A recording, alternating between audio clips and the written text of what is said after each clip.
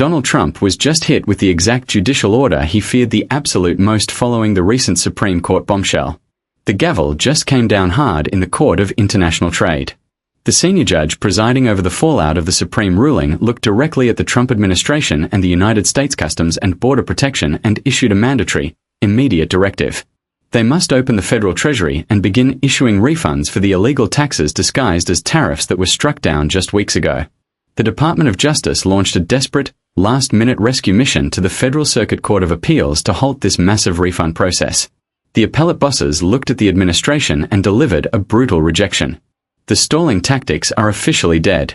The highest court in the land tore down the unlawful international emergency economic power tariffs, but they conveniently left out the logistical nightmare of how to actually give the stolen money back to the American people. That is exactly where the senior judge stepped in, seizing absolute and exclusive jurisdiction over every single refund case to ensure the administration could not judge shop their way out of paying up. But the plot deepens drastically. Under direct pressure from the court, the executive director of trade programs was forced to submit a sworn declaration detailing exactly what Customs and Border Protection has been doing with the money since the Supreme Court ruled against them. The confession is staggering. The agency admitted they have completely ignored the Supreme ruling, refusing to issue a single refund, and instead continued liquidating entries and funneling millions of dollars straight into the federal coffers because they claimed they lacked explicit instructions to stop. They are hoarding the cash.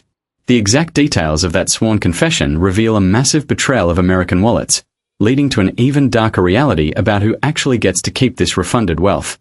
The administration is panicking, the courts are taking over, and the money is in limbo. I am your host, and you are tuning in to Unite Democrats. If you want to stay ahead of these breaking legal battles and hold the powerful accountable, hitting that subscribe button and turning on the notification bell is the best way to join our community and never miss an update. Now, we need to dive into the sworn testimony that exposes exactly how much money the government is holding hostage. The highest tribunal in the land created a massive vacuum when they struck down the International Emergency Economic Powers Act tariffs. They declared the previous administration completely out of bounds, effectively ruling that the executive branch had engaged in illegal taxation masked as national security protection. Yet the justices stopped short of actually forcing the government to open the vault and hand the wealth back to the rightful owners. They issued a declaration of illegality but provided absolutely zero logistical framework for restitution. The executive branch saw this void as a golden opportunity to maintain control over the seized assets. If no one explicitly told them exactly how and when to write the checks, they decided they simply would not write them. They banked heavily on bureaucratic inertia, assuming the massive machinery of the federal government could simply drag its feet until the importers and the American public threw their hands up and surrendered the fight. That strategy collided violently with the senior judge at the Court of International Trade located in New York. While the administration was busy playing hide and seek with the federal treasury, this specific specialized court was closely watching the fallout. The chief judge of the trade court recognized the impending chaos and the potential for a catastrophic legal bottleneck. If every single wronged importer filed a separate lawsuit across different jurisdictions and districts, the government could stall for decades playing legal whack-a-mole. To prevent this administrative nightmare, the chief judge executed an unprecedented procedural maneuver, taking the jurisdiction for every single tariff refund case across the entire nation and handing it exclusively to one single person. That person was the senior judge. This consolidated power meant there would be no conflicting rulings, no jurisdictional loopholes to exploit, and absolutely nowhere for the administration legal team to hide. One judge now holds the ultimate fate of every single refund claim. Having exclusive jurisdiction is one vital piece of the puzzle, but forcing a hostile executive agency to actually comply and release the funds is an entirely different battlefield. Customs and Border Protection handles the actual physical collection of these duties at the ports of entry. They act as the aggressive gatekeepers of the cash. When the Supreme ruling initially came down, the agency adopted a posture of willful, arrogant ignorance. They claimed they had received no new explicit directives from their superiors, so they simply continued operating under the shattered, illegal framework. They kept taking the money. They kept finalizing the accounting ledgers. They kept routing funds directly into the federal coffers. The sheer audacity of a federal agency ignoring a Supreme mandate because they allegedly lacked an internal administrative memo is staggering. The senior judge did not take kindly to this blatant disregard for the rule of law. He did not issue a polite request for a status update. He issued a mandatory questionnaire, demanding sworn declarations from the highest-ranking trade officials within the Border Protection Agency. He forced them to put their bureaucratic defiance on the official record under the strict penalty of perjury. Realizing their paper shield was rapidly crumbling under the intense scrutiny of the Trade Court, the administration dispatched their top legal defense team from the Department of Justice. Their mission was entirely focused on pure delay. If they could not win the argument on the actual merits of the law, they planned to win through sheer attrition. The defense lawyers bypassed the Trade Court entirely and sprinted straight to the appellate bosses at the Federal Circuit Court of Appeals. They filed emergency motions practically begging the appellate judges to hit the brakes on the entire refund operation. They argued that the restitution process was far too complex, that the Trade Court was radically overstepping its bounds, and that the administration desperately needed more time to figure out the complex logistics of returning the funds. It was a transparent, desperate attempt to run out the clock, hoping that political shifts, changing headlines, or sheer financial exhaustion would eventually dissolve their liability. The Federal Circuit Court of Appeals looked at the desperate pleas from the administration lawyers and completely shut them down. They flatly refused to issue any form of a stay. They told the administration that the justice process would not be halted, paused, or delayed by a single second. The momentum was violently thrown back into the court of the senior judge, and he absolutely did not waste the opportunity. Armed with the total backing of the appellate court and infuriated by the sworn admissions of continuous, illegal tax collection, he dropped the hammer. He issued a sweeping, inescapable order directed squarely at Customs and Border Protection. The directive was crystal clear and left zero room for agency interpretation. The critical mechanism at the heart of this standoff revolves around the administrative process of finalizing imported goods. When merchandise crosses the border, the importers deposit estimated funds. The government then takes its time reviewing the paperwork before making a final, permanent calculation of what is owed. This final stage is the ultimate lock on the Treasury door. The Border Protection Agency had confessed under oath that they were continuing to finalize these permanent calculations, including the illegal tariffs, long after the highest court declared the underlying law completely invalid. They were essentially locking the stolen funds into the federal vault and throwing away the key. His mandate specifically targeted this exact finalization phase, completely prohibiting the agency from cementing any more illegal collections into the permanent record. For entries they were actively processing, they had to mathematically strip away the unlawful fees before sending the remaining money to the Treasury.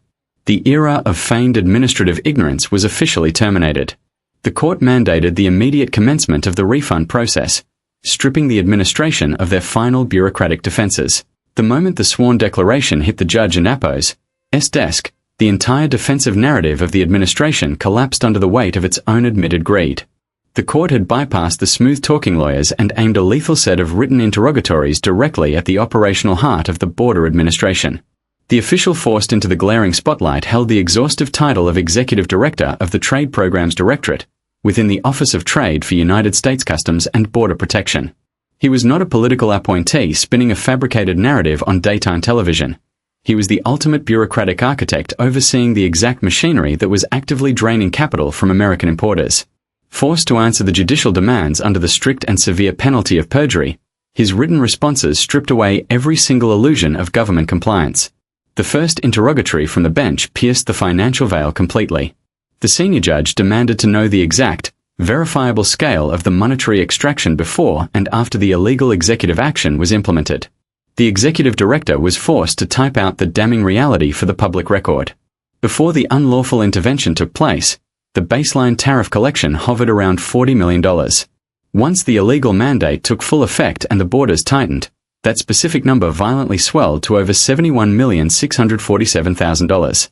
That represents an astronomical surge of over $31 million directly pulled from the domestic economy under completely false pretenses. The court looked at that staggering difference not merely as a mathematical increase, but as a towering mountain of illegal confiscations that required immediate, mandatory restitution. The sheer volume of the wealth seized proved undeniably that this was not a simple administrative oversight. It was a highly lucrative, engineered revenue stream that the government was desperate to keep flowing into their own accounts. But the most infuriating revelation was yet to come. The court pressed further into the exact timeline, establishing the precise moment when the highest judicial authority in the land officially obliterated the legal foundation of those specific emergency tariffs. That moment occurred in late February. The senior judge posed a brutally simple, inescapable question. Since that definitive, landscape-altering Supreme ruling, What exactly had the border agency been doing with the incoming merchandise and the attached financial duties?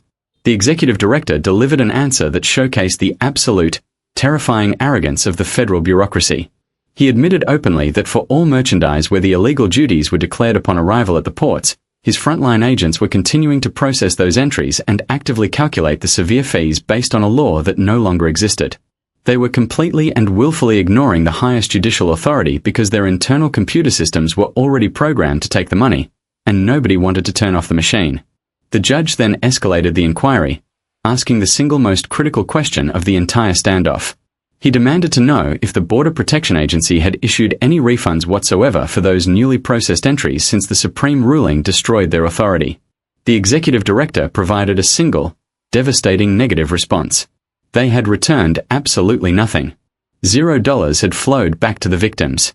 When fiercely pressed for the reasoning behind this blatant, systematic defiance, the justification offered was deeply disturbing. The agency admitted on paper that absolutely no instructions had been issued to their customs officers directing them to stop collecting the unlawful taxes, or to begin the massive refund protocol.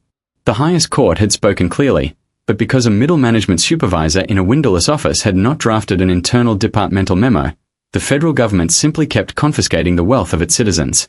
They weaponized the slow, grinding, pathetic gears of their own bureaucratic incompetence, using it as an impenetrable shield to continue an illegal financial harvest. This brazen admission triggered an immediate and furious reaction from the senior judge. The era of requesting polite, interagency cooperation evaporated instantly. Armed with the written confession that the agency was actively defying the law through manufactured ignorance, the judge translated his righteous anger into a sweeping, inescapable judicial mandate. To understand the sheer, destructive power of this mandate against the government and APO's scheme, one must understand the obscure, heavily guarded language of international trade, specifically the complex process of finalizing import paperwork. The government uses a highly specific, clinical term for the exact moment they permanently lock your money into the federal treasury. They call that action liquidation. When an importer brings valuable goods across the border, they are forced to pay an estimated financial deposit. The money sits in a strange state of administrative limbo, completely unliquidated, while government auditors take their time reviewing the endless paperwork. Once the agency decides the accounting is perfect and they have extracted every possible cent, they liquidate the entry. That specific action cements the transaction forever, legally transferring the funds permanently into the federal coffers. It is the final slamming of the vault door. The executive director had just confessed under oath that his agents were actively liquidating entries containing the illegal tariffs, rushing to lock the stolen money away before anyone could force them to stop. The senior judge shattered that entire processing pipeline. His new order specifically targeted every single entry that remained unliquidated in the system. For any shipment still sitting in that administrative limbo, the judge commanded the border agency to immediately mathematically strip away every single cent of the illegal duty before they dared to finalize the accounting. He absolutely forbade them from locking the vault on the stolen funds. But the judge did not stop his assault there. Recognizing that the agency had been rushing to finalize paperwork over the past several weeks to hide the money, he targeted the entries that had recently been pushed through the corrupt system. For any entry that had been subjected to the finalization process but had not yet reached the absolute, final expiration of the administrative appeal window, the judge ordered the agency to tear the vault wide open. They were legally compelled to reverse their own finalized accounting, recalculate the entire entry without the unlawful taxes, and prepare the excess funds for immediate, unconditional return. This was not merely a procedural legal victory. It was a comprehensive, humiliating dismantling of a rogue government collection operation. The administration could no longer hide behind missing departmental memos, silent supervisors, or confused customs officers standing at the ports. Every single unfinalized transaction instantly became a mandatory, automated refund mechanism. The judge took the exact bureaucratic weapon the government was using to steal the money and ruthlessly re-engineered it into a massive, unstoppable machine designed exclusively to give it all back. The forced, embarrassing confession of the trade director provided the exact structural blueprint the court needed to dismantle the entire operation from the inside out, leaving the administration with no alternative but to pay up. Speaking of massive shadowy entities silently harvesting what rightfully belongs to you without asking for permission, your wallet is not the only asset under constant threat. While the federal bureaucracy targets your bank account through unlawful taxation, an entirely unregulated industry is actively strip mining your personal identity. Data brokers operate in the darkest corners of the global network, systematically scraping your home address, family connections, and financial history to auction off to whoever offers the most cash. They require no judicial mandate to track your daily movements or build a highly profitable profile of your private life. They simply extract the information and sell it. Reclaiming absolute control over your digital footprint seems completely impossible until you deploy Incogni onto the battlefield. This aggressive privacy service acts as your relentless digital shield. You grant them the initial authority, and their dedicated professionals immediately hunt down these exploitative brokers, issuing legally binding demands for the total destruction of your sensitive record. They bypass the frustrating automated systems designed to make you give up. Real human experts navigate the corporate maze on your behalf, guaranteeing your personal details vanish from public search registries and hidden databases. The digital threat never truly sleeps, which explains why their protection network continuously monitors the landscape. If a rogue broker attempts to resurrect your deleted profile, the legal team strikes a second time, enforcing a permanent erasure. Secure a 60% reduction on an annual protection tier by visiting incogni.com/truth and entering the promotional word truth before finalizing your transaction. The massive federal treasury checks are currently being drafted, but a dark reality is hiding just beneath the surface of this monumental legal triumph. The government is legally bound to return the illegally seized wealth, yet the name printed on those official disbursements will not belong to the working-class citizens who actually bore the ultimate financial burden. The judicial system successfully wrestled the funds away from the federal government, but the immediate beneficiaries are the massive importing corporations who originally fronted the cash at the border checkpoints. This creates a deeply unsettling economic paradox that threatens to transform a massive legal victory for the rule of law into an unprecedented corporate windfall. To grasp the sheer scale of this impending injustice, one must strictly examine the exact mechanics of international commerce and how these specific penalties were quietly absorbed by the domestic market. When the previous administration violently altered the trade landscape, the multinational corporations importing vital goods did not simply accept a massive reduction in their quarterly profit margins. Corporate entities are meticulously designed to protect their bottom line above all other considerations. The moment the illegal border taxes were levied against their incoming shipping containers, their financial officers immediately and aggressively adjusted their domestic pricing models. Every single cent of that unlawful executive tax was surgically extracted from the supply chain and permanently grafted onto the final retail price tag. The ordinary retail customer walked into their local store or finalized an online shopping cart entirely unaware that they were personally subsidizing an illegal federal mandate. They simply noticed that everyday electronics, crucial manufacturing components, and basic household necessities suddenly became significantly more expensive. The importing corporations paid the border agents upfront, but they immediately recouped that exact amount directly from the wallets of the American public. The everyday consumer became the ultimate, silent financier of the entire unconstitutional operation. Now that the highest courts have declared the original taxation completely invalid, the fundamental question of true ownership completely fractures the celebratory narrative. If the federal treasury simply routes millions of dollars back into the corporate bank accounts of these massive importing conglomerates, an absolute economic travesty occurs. The corporations will have successfully executed a flawless double extraction. First, they collected the inflated purchase price from the struggling domestic consumer at the cash register. Second, they will receive a massive, completely tax-free restitution payment straight from the federal government. They essentially get paid twice for the exact same transaction, while the everyday citizen who actually lost their hard-earned wages is left holding absolutely nothing. The corporate boardrooms will quietly celebrate a historic profit surge perfectly disguised as a legal refund, unless an entirely new legal war is immediately launched. Do not expect any sudden bursts of corporate morality. There will be no massive public relations campaigns from these importers announcing that they are voluntarily tracking down past customers to return the excess wealth. The retail giants and industrial suppliers will naturally attempt to absorb these federal checks directly into their general revenue streams, perhaps vaguely citing increased operational costs or supply chain friction as a convenient excuse to retain the cash. They rely heavily on the assumption that the average citizen is completely unaware of the complex judicial rulings happening within the quiet halls of the trade courts. They are betting everything on consumer ignorance and legislative slow walking. This exact scenario is precisely where the next brutal phase of this legal saga will detonate. The moment those federal checks clear the corporate banking systems, an absolute avalanche of aggressive consumer protection litigation will flood the judicial dockets across the entire nation. Plaintiff attorneys who specialize in complex financial damages are currently sharpening their weapons, preparing to launch massive, highly coordinated class action lawsuits. They understand exactly how the money moves through the system, and they are preparing to drag these corporations into federal court to force a total financial reckoning on behalf of the forgotten buyers. These upcoming legal battles will not be fought over the legality of the original border policies, as that issue is already permanently settled law. Instead, the entire war will focus entirely on corporate accounting ledgers. The plaintiff lawyers will deploy aggressive discovery demands, forcing these massive companies to completely open their highly secretive internal financial records. They will meticulously trace the exact timeline of the sudden price increases, perfectly matching them against the dates the illegal tariffs were initially imposed. The legal strategy is to mathematically prove beyond any shadow of a doubt that the corporate entities deliberately and systematically shifted the entire financial weight of the illegal government policy directly onto the shoulders of the final buyer. Once the undeniable paper trail is exposed in a public courtroom, the importing conglomerates will face an impossible defensive position.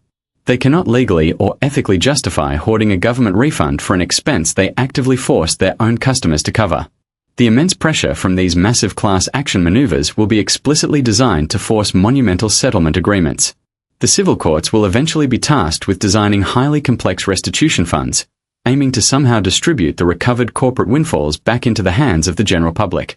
The logistical nightmare of identifying every single individual who overpaid for a product over the last several years is truly staggering.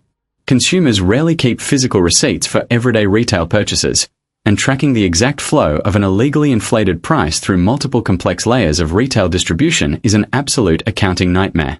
We will likely see the creation of massive public claim websites, where ordinary citizens must submit sworn statements or provide whatever minor digital proof they can locate to receive a fractional portion of their stolen wealth. It will be an imperfect, messy, and deeply frustrating conclusion for many. However, it is the only remaining mechanism available to prevent the largest importing conglomerates in the nation from walking away with an unearned fortune built entirely on the back of an illegal executive action. The fierce fight against the government overreach is officially over, but the ruthless war to actually retrieve your stolen money from the corporate middlemen is just beginning. The legal inferno is expanding far beyond the boundaries of retrospective corporate refunds. While the trade court wrestles with the monumental task of returning stolen wealth from the past, an entirely new offensive has officially launched to protect the future. The administration did not simply accept their massive defeat at the hands of the highest tribunal and quietly walk away. Instead, they immediately began digging through the vast archives of federal law, desperately searching for an alternative mechanism to force their economic agenda onto the public. On the exact same afternoon the mandatory refund order was signed, an unprecedented coalition materialized to counter this renewed threat. 20 chief legal officers representing a massive block of states across the nation filed a highly coordinated, preemptive strike in federal court. They recognized that the executive branch was quietly preparing to resurrect the exact same border taxes under a completely different legislative disguise.